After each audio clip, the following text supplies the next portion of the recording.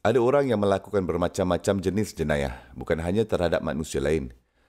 Tapi orang-orang seperti misalnya pada masa ini, subhanallah, ada orang dalam industri hiburan, dalam industri muzik, dan mungkin mereka bukan selebriti terkenal. Tapi orang yang berada dalam jenis-jenis industri tertentu dan berkaitan dengan hanya berbuat dosa dan hanya salah laku.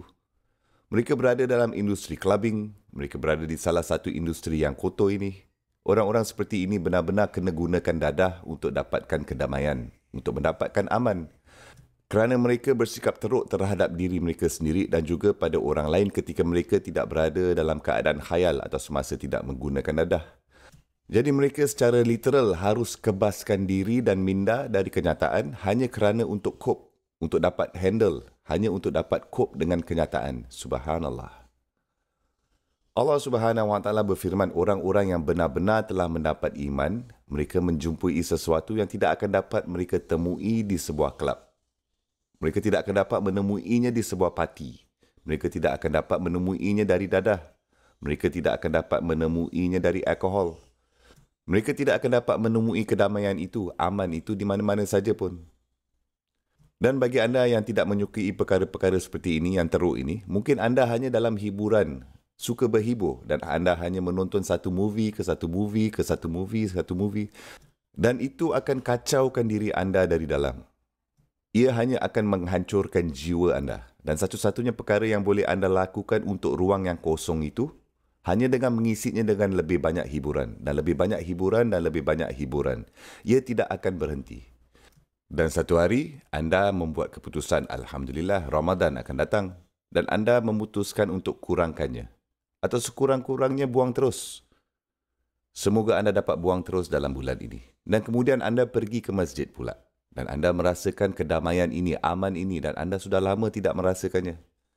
Dari situ anda dapat mengetahui perbezaan sisa toksik yang anda masukkan ke dalam diri anda. Sisa toksik rohani dan sekarang pembersihan dan pensucian ini hanya dengan mendengar Al-Quran. Hanya dengan meletakkan kepala anda di tanah bersujud, hanya beberapa minit saja apa yang ia dapat lakukan kepada anda? Anda tahu tak pada awalnya ketika anda sudah lama sangat makan makanan yang teruk dan tak sihat, makanan yang sihat akan terasa tak sedap, kurang enak. Jadi pada awalnya ketika orang datang setelah sekian lama ke masjid, mereka fikir, aku harus keluar dari sini dengan cepatlah. Ada sinema tak dekat-dekat? Boleh tak aku pergi sekarang? Anda akan melihat banyak anak muda ini. Ketika saya melepak di luar masjid, mereka semua sedang main phone mereka. Tidak ada satu pun yang tenang. Tidak ada yang boleh duduk dengan tenang, dengan aman. Jadi inilah yang dilakukan oleh iman. Ia memberikan anda ketenangan, keamanan. Ia memang memberikan anda ketenangan dan keamanan. Anda tidak gelisah. Anda tidak terganggu. Anda tidak akan selalu memerlukan benda lain, ketagihan lain, sama ada untuk mata anda, atau otak anda, minda anda, atau untuk lidah anda, untuk anggota badan anda. Anda tidak perlu mencari penyelesaian itu. Anda berada dalam keadaan rehat, ketenangan, aman, subhanallah. Ulaika lahumul amn wa hum muhtadun.